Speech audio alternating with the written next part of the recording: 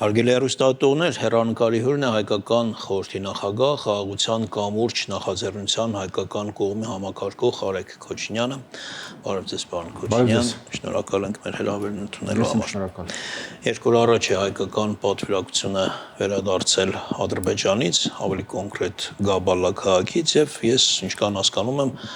ընդհանուր խմբի մոտ բավարարությունը այնպեսին է, որ արդյունքը դրական է եւ նաեւ նախորդ այցից հետո դինամիկա կա գոնե այն մասով, որ նախ խումբ ավելի մեծ խմբով եք այս անգամ մեկնել չէ եւ ընդհանուր առմամբ կարծիքը դրական է։ Մի փոքր այդ դրականը ինչով է պայմանավորված եւ ինչ նկատի ունեք։ Շնորհակալություն եւ հրավերի եւ հարցի համար։ Գիտեք, ամենադրական բանը, որ երևի թե պետք է փոխանցենք, դա այն է, որ պետական իշխանության ներկայացուցիչները, որոնց հետ մենք հանդիպել ենք, իմաստնավորի Ադրբեջանի նախագահի օգնականը, մի քանի անգամ իր խոսքում ասաց, որ Ադրբեջանի համար պատերազմն ավարտված է,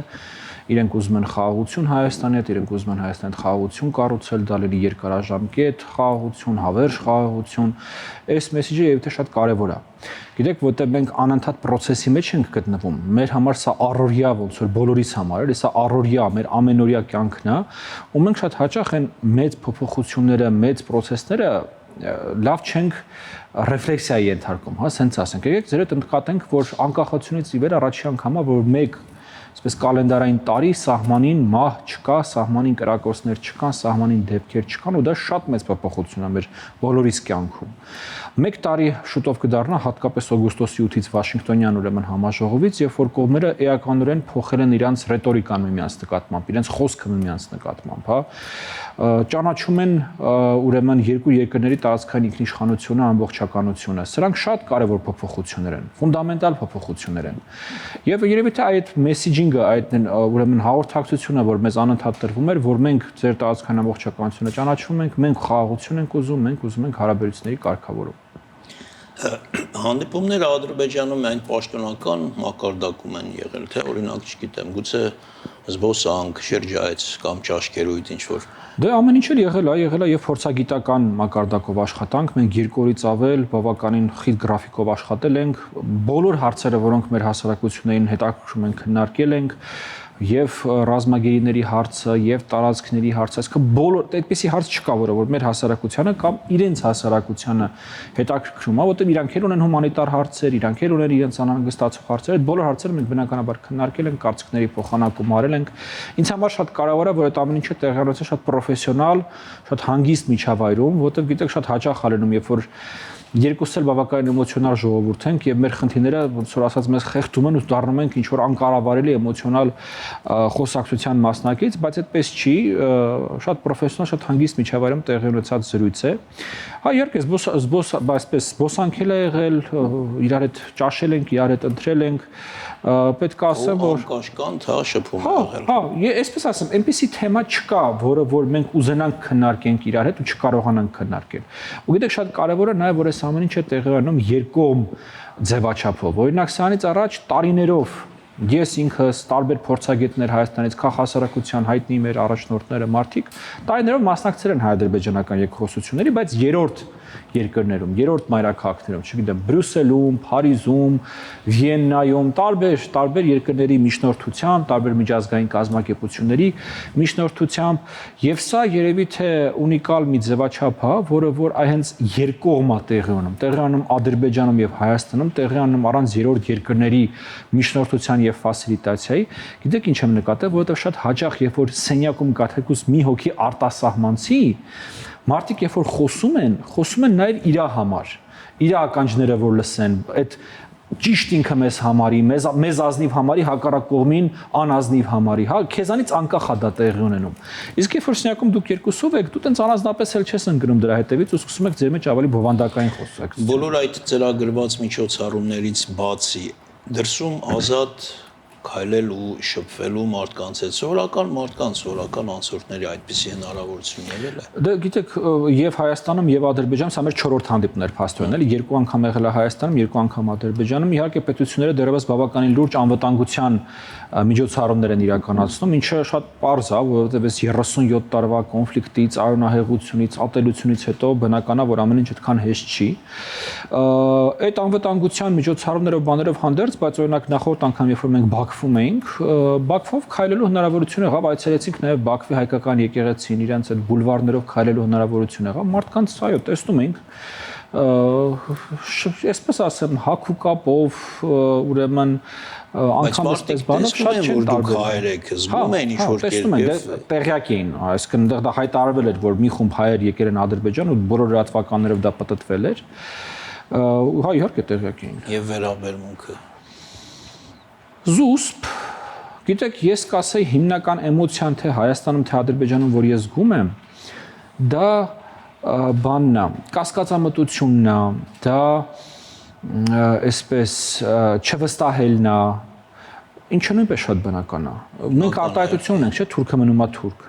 Իրանք էլ ունեն նմանատիպ արտահայտություն, հայը մնում է հայ։ Ասուլիսի ժամանակ ասում։ Հասկանում եք, այսինքն այդ անվստահությունը, այդ կասկածամտությունը ինքը դեռ շատ երկար է մեզ ուղեկցելու։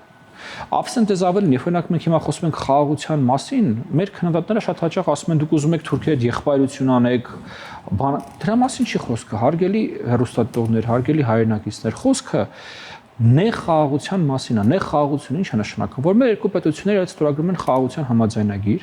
անում են սահմանազատում, սահմանագծում, սահմանից այս կողմ մենք ենք, սահմանից այն կողմ իրանք են, հա, եւ սահմանափակ թվով կոմունիկացիոն ուղիներ ենք իրար համար բացում։ Մենք իրանց տարածքով գնում ենք օրինակ հիմա Ռուսաստան, որտեղ այդպես շատ ավելի հեշտ է գնալ Ռուսաստան, քան Լարսով, իրանք մեր տարածքով գնում են Նախիջևան, գնում են Թուրքիա եւ բացում հայկական սահմանը գնում ենք Թուրքիա, Թուրքիայով գնում ենք Եվրոպա։ Ըստ էության սրա մասին է այս պայության խոսքը։ Ավելին իրատեսական էլ չի։ Ես կարծում եմ տասնամյակներ են պետք լինելու, որպեսզի հայ եւ ադրբեջանցի հասարակությունները նորից սկսեն իրար վստահել։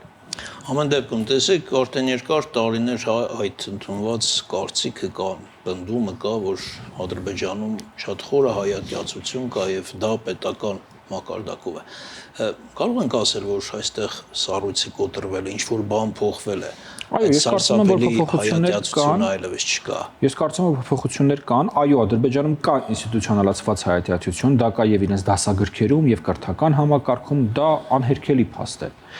Բայց շատ կարևոր է այն քաղաքական հաղորդակցությունը, որ Ադրբեջանի ղեկավարությունը տալիս է, եւ այն փոփոխությունները, որ մենք այդտեղ տեսնում ենք օգոստոսի 8-ից հետո։ Օգոստոսի 8-ից հետո մենք տեսնում ենք, որ առնվազն իրենց երկրի բարձրագույն ղեկավարության մակարդակում Հայաստանին հանդեպ հնչող այդ տարածքային պահանջները, Հայաստանը որպես պետություն չճանաչելը, չակերտավոր արևմտյան Ադրբեջան հասկացությունը, դրանք ոնց որ թե մի կողմ են դրված։ Նաև տեսնում ենք, այսպես մեդիա անալիզի ենթարկելով իրանց ուրեմն Telegram ալիքները, լրատվական կայքերը, մեդիա միջավայրը, որ նվազում կա ամեն դեպքում հակահայկական քարոզչության, հակահայկական ուրեմն պատումների, նարատիվների, կարելի է ասել, որ մենք արդեն նույն մակարդակի վրա ենք, ոչ, որտեղ եթե մենք նայենք Հայաստանում հեռուստատեսությունների, հատկապես հանրային հեռուստաընկերությունների համեմատություն, եթե անենք տրվող տեղեկատվության, ապա հակաադրբեջանական խոսույթը մեզանում շատ ավելի քիչ է, քան Ադրբեջանում։ Եվ բնականաբար հենց այս հարցներ ենք մենք բարձրացրել, որ եթե մենք գնում ենք այդ խաղաղության, եթե մեր երկրների ղեկավարները խոսում են նրա մասին, որ խաղաղությունը կառուցվում է երկրների մեջ, ոնց դրան զուգահեռ մենք կարող ենք տեսնել այս պատկերը, եւ դա քննարկման առարկաներից մեկն է եղել եւ մենք բնականաբար դա տեղ հասցրել ենք։ Երեք ասուլիսում նաև քննարկվեց այն հարցը, որ Ադրբեջանում, Ադրբեջանի հասարակության համար հետաքրքիր են Հայաստանի ներքաղաքական զարգացումներն ու մասնավորապես առաջիկա խորհրդարանական ընտրությունները եւ հիմնվելով ձեր փորձագետների կարծիքի վրա, ես ճիշտ եմ եզրակացրել, որ Ադրբեջանի համար կամ գոնե մի մեծ մասի համար ավելի նախընտրելի արդյունքը ընտրությունների այն է, որ գործող իշխանությունները մնան Հայաստան։ Տեսեք, մի կողմից շատ բնական է, որ իրանց դա հետաքրքիր է, որովհետև եկեք լինենք անկեղծ, այս պատմության խաղաղության գործընթացի մեջ առաջիկա ամիսներին առնվազն ամենամեծ փոփոխականը հենց Հայաստանի ընտրություններն են, եւ դրանից է շատ մեծ առումով կախված, թե հայ-ադրբեջանական հարաբերությունները ինչ ապագա կունենան, ընդհանրապես հարավային Կովկասը ինչ ապագա կունենա, որովհետև բոլոր process-ները այս պատմությամբ այսպես թե այնպես կապված են Հայաստանի հետ եւ Հայաստանից են կախված։ Ինչ վերաբերվում է նախընտրելի տեխնացու ու եւ այլն, գիտեք, մեր խոսակցությունները այդ առումով բավականին կոռեկտ են լինում եւ որևէ կողմ, որևէ մյուս կողմի ներքաղաքական կյանքին չի խառնվում, ինչ որ իր հայացքը, իր տեսակետը չի փաթաթում։ Միաշեկ քաղաքի հետեւյալը, որ Ադրբեջանի համար նախընտրելի են խաղաղության աջակից ուժերը, խաղաղությանը աջակցող ուժերը, եւ իրենց շատ կարեւոր է թե որ քաղաքական ուժը ինչպես է արտահայտվում եւ ինչա հայտարարում ուրեմն խաղաղության եւ պատերազմի հարցերի վերաբերյալ։ Իսկ դրանք արդեն ի տարբերություն օրինակ նախորդ տարիների փիլիսոփայական հարցեր չեն, էլի դրանք շատ կոնկրետ հարցեր են։ Այս պայմաններում սեղանին կա դրված մի քանի փաստաթղթեր։ Մեկը դա խաղաղության համաձայնագիրն է, որը հիշում եք Վաշինգտոնում նախաստորագրվեց եւ առաջիկա մեկ տարվա ընթացքում կանխատեսվում կստորագրվի ու կվավերացվի։ Երկրորդ փաստաթուղթը դա սահմանազատման, սահմանագծման հանձնաժողովների կանոնադրությունն է, որը ստորագրվել, վավերացվել է, երկու բոլոր ընթացակարգերը անցել է։ Եվ երրորդ փաստաթուղթը դա TRIP-ի փաստաթուղթն է, որը որ պետք է ապաշրջափակում տեղի ունենա, ինքը ոնց որ առաջին քայլը պետք է դառնա եւ դրա հիման վրա մնացած ապաշրջափակումը պետք է տեղի ունենա։ Հիմա շատ կոնկրետ հարց է։ Հայաստանը մտորություններին մասնակցող քաղաքական ուժերը այս 3 փաստաթղթերի հանդեպ ինչ վերաբերմունք ունեն։ Իրանք օրինակ Հայաստանում դիտարկենք տեղի անում իշխանապողություն եւ X ուժն է գալիս իշխանության։ Այս 3 փաստաթղթերը շարունակում է նույն տրամաբանությամբ ուրեմն առաջ տանել, ապա ես կարծում եմ այդտեղ որևէ խնդիր չունենք։ Հենց այդ տրամաբանության մեջ եմ հարց տալիս, այսինքն այս իշխանությունների հետ այդ արդեն այդ ճանապարհը կա, այո։ Հիմա այդ նորից ես ձեզ պատասխանում եմ, որ ամեն ինչ կախված է նայած թե մյուս ուժերը այս 3 փաստաթղթերի հանդեպ ինչ վերաբերմունք են կոնկրետ արտահայտում, որտեղ միջև այս պահը ես ձեզ ասամ անկեղծ, ես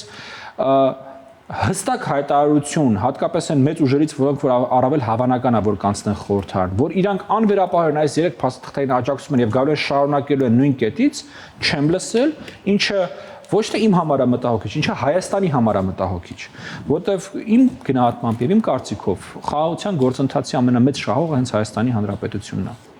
Մյուս էլի շատ քննարկված հարցը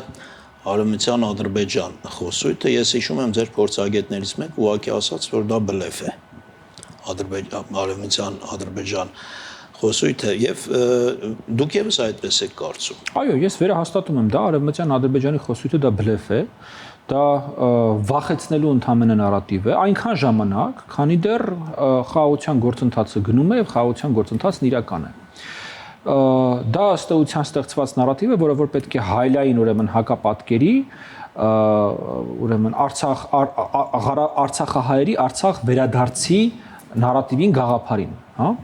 Հիմա մենք նրա մասին չի խոսքը, դա ազնիվ է, ճիշտ է, ճիշտ չի, արդար չի, դրա մասին չի։ Ասում ենք ինչի համար է դա ստեղծվել եւ ինչի համար է դա օգտագործվում։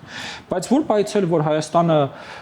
եւ Ադրբեջանը չգնան խաղաղության ճանապարհով, այլ գնան հակամարտության ճանապարհով, այդ նարատիվը շատ արագ կդադարի բլեֆ լինելուց եւ կդառնա քաղաքական նպատակ։ Դուք օրինակ եք բերում, թե ինչքան դժվար է բնակեցնել Ղարաբաղի Արցախի տարածքը, դեռ 10%-ը չի բնակել։ Եթե այս թվերի մեջ կամ ձեր խոսքի ասացի մեջ չեմ սխալվում, նաև փորձագետներից մեկն էլ ասում էր, թե դուք կարծում եք, թե այն ադրբեջանցիները, ովքեր ապրել են օրինակ Համասիայում, Վարդենիսում, այդ Հայաստանի ցուրտ շրջաններում մեծ ցանկություն կունենան հետ վերադառնալու, բայց կարծում եմ սա շատ համոզիչ փաստարկ չէ, որովհետև լավ տնտեսություն ունենալու պարագայում, մեծ ֆինանսական միջոցներ ունենալու պարագայում Համասյան կարելի է ծաղկող ինչ-որ շրջան դարձնել, նույնը Վարդենիսը, որը շատ մոտ է Սևանին, Համասյան հրաշալի անասնապահություն ունի։ Ես կարծում եմ, այստեղ ոչ այնքան խոսքը այդ շրջանների բարեկեցիկ լինելու կամ չլինելու մասին է, որքան եկեք մեր վրա էլի այդ օրինակը վերցնենք։ Հիմա եթե օրինակ համար վաղը եւ կներեք, ուղղակի օրինակ էր բերվում, թե այդ մարդիկ դժվար թե ուզենան հետ վերադառնալ այդ ցուրտ Մեր վրա օրինակ եկեք բերենք, հիմա պատկացրեք վաղը հայտարարում են, թե ոչ մի խնդիր չկա, հայերից ով որ օրինակ որ Բաքվից հեռացել է կամ Սումգայիթից հեռացել է, կարա գա կապրեք։ Ոչ մի խնդիր։ Քանի հոգի եք կարծում եք իր ընտանիքը, երեխաներին կվերցնի կգնա Սումգայիթում կամ Բաքվում ապրելու։ Ես կարծում եմ, ես խիստ կզգարմանամ, եթե անգամ մեկ ընտանիք նման որոշում կայացնի, սենց ասեմ։ Այդ ճիշտ նույն պատկերը նաև այնտեղ է, հասկանում եք, այդ նույն միմյանց նկատմամբ վախը, միմյանց նկատմամբ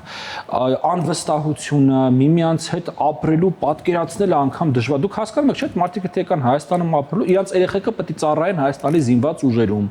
Իրանք պետք է հայկական ոստիկանության հետ առերեսվեն եւ եթե ինչ որ բան դեպք լինի, պետք է Հայաստանի ոստիկանությունը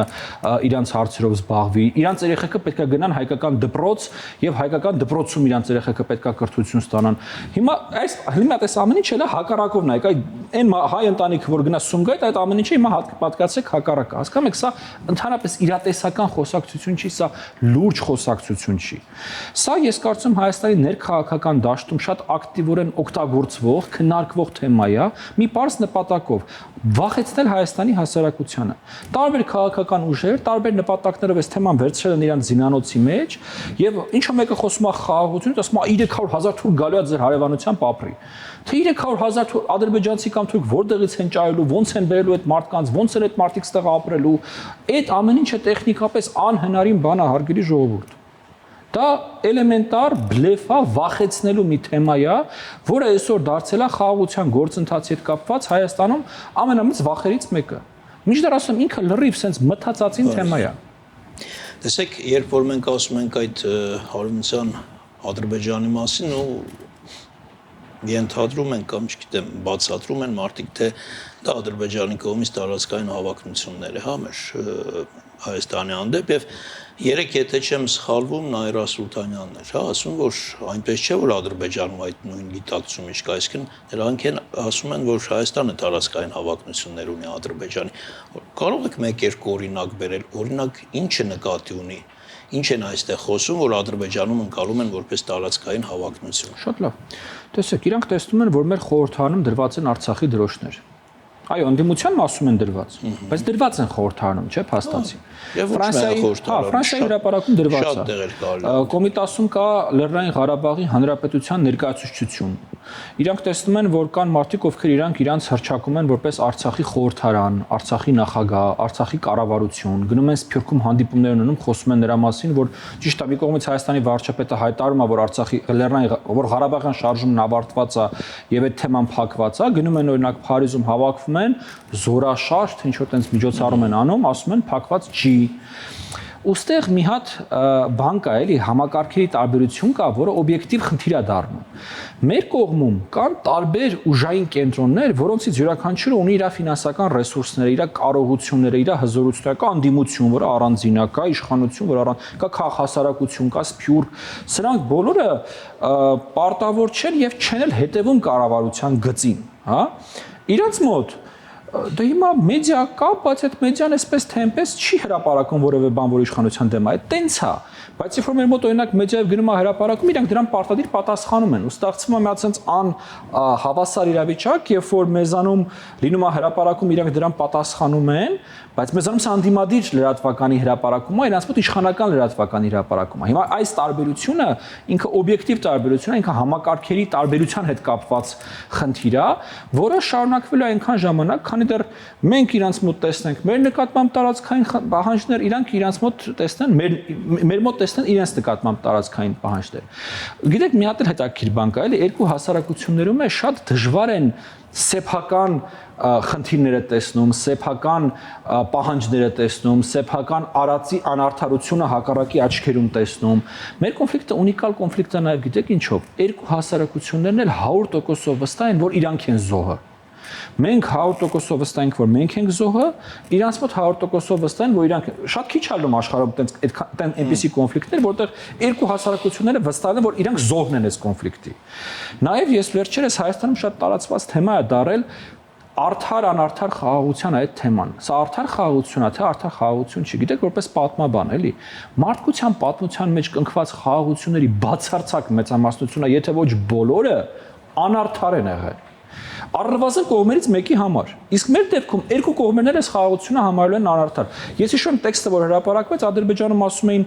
բա այսքանն է, բա հայերը մեզից ոչ ներողություն են խնդրելու, ոչ մեզ ռեպարացիաներ են վճարելու, որ եկել են մեր քաղաքները ավիրել են, հա։ Մեր մոտ էլ ասում են, բա ոնց այսքան էր, բա մեր ժողովուրդը դուրս եկավ Արցախից, բա հայերն ազրկվեց։ Իսկ երկու հասարակություններն էլ համարեցին այս խաղաղությունը արդար։ Բայց վերջին բանը ասեմ, էլի հիմա ի վերջո խաղաղությունը հաստատվում է այն ժամանակ, երբ որ երկու հասարակություններն են խաղաղության ու արդարության մեջ ընտրում են խաղաղությունը։ Շնորհակալություն։ հետաքրքիր զրույցի համար, այսքանը հարգելի հեռուստատողներ, մեր հյուրն էր հայկական խորհրդի նախագահ Խաղաղության կամուրջ նախաձեռնության հայկական կողմի համակարգող Արեգ Քոչինյանը։